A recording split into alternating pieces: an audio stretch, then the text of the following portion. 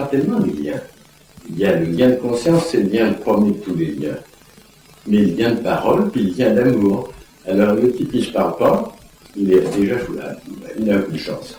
Le type qui la parle intérieure, qui ne s'attaque jamais à lui-même, qui ne se pose pas, il est très mal parti.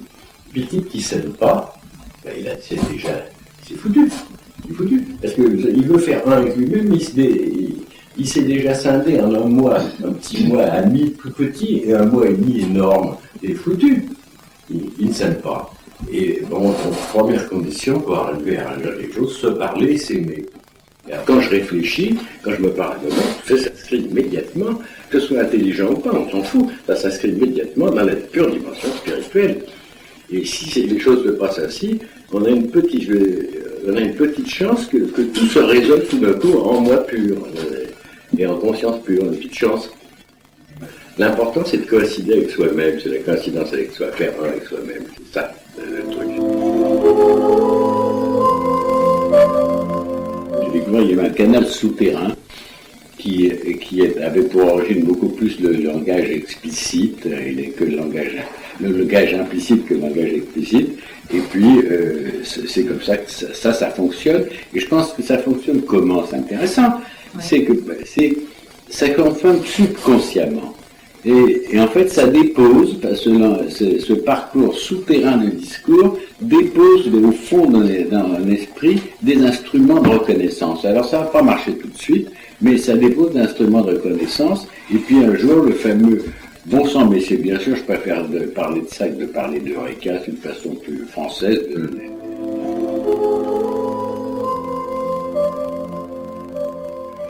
Il y a une chose telle que l'échiquier de la vie, de l'existence. Et alors, il y a des pièces maîtresses sur cet échiquier. Et la pièce maîtresse qui domine, pour nous tous, au moins en Occident, c'est le savoir. Et on croit que le savoir, il y a plusieurs pièces, il y a honorable, il y a la conscience, il y a le savoir. Il y a seulement les deux. Bon. Et on croit que le savoir prend la conscience, le savoir prend toutes les autres pièces. C'est la pièce dominante. Et c'est une terrible erreur. Il faut absolument changer cette vision des choses, parce que la pièce dominante, c'est la conscience. La conscience prend le savoir. Et ça, c'est tout simple. Hein.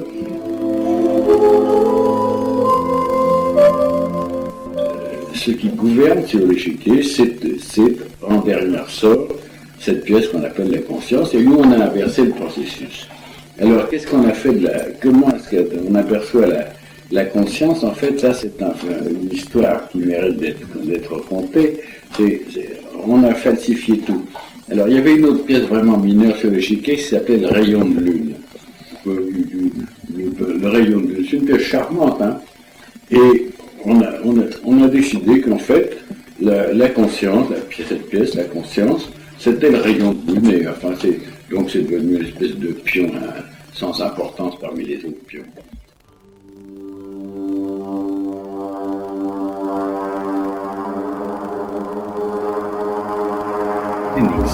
Il n'existe pas une chose telle que l'autre en général.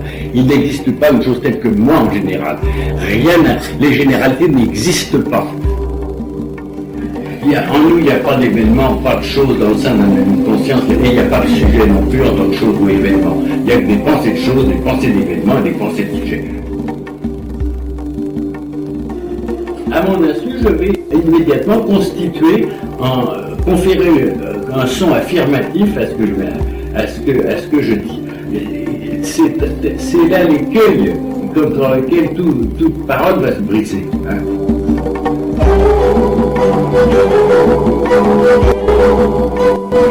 Dans l'état de conscience habituel, il y a des choses qui méritent d'être sauvées, qui n'ont pas été exterminées. L'amour de mon enfant n'a pas été exterminé. Tout ce qui est de l'ordre de l'amour n'a pas été exterminé.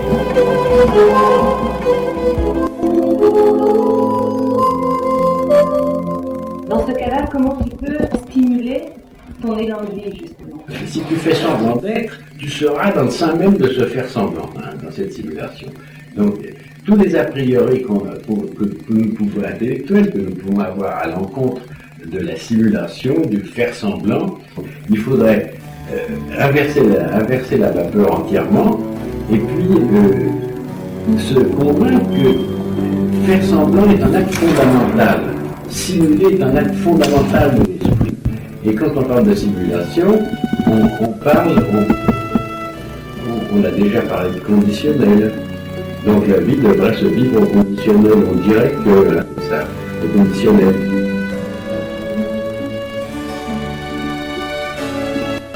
Il y a bien un ordre, et tout ça, il y a bien un ordre, on peut bien distinguer l'ordre, mais il n'y a pas de succession, et il n'y a pas enchaînement de cause et d'effet, c'est ça l'extraordinaire. Alors c'est vrai que c'est pour ça que l'éveil, ça reste lui. Je forme l'idée pure de l'éveil, et l'intention de l'éveil, j'ai déjà accompli l'acte, et l'acte a déjà porté son fruit, c'est que je suis au cœur de cette valeur infinie qui est une même chose que l'éveil de la conscience. Bon. Et donc c'est d'une facilité absolument inouïe, rien sur Terre. Si les choses pouvaient de temps en temps marcher sur Terre comme ça, c'est absolument génial. Mais il y a quelque chose de miraculeux, quelque chose de miraculeux.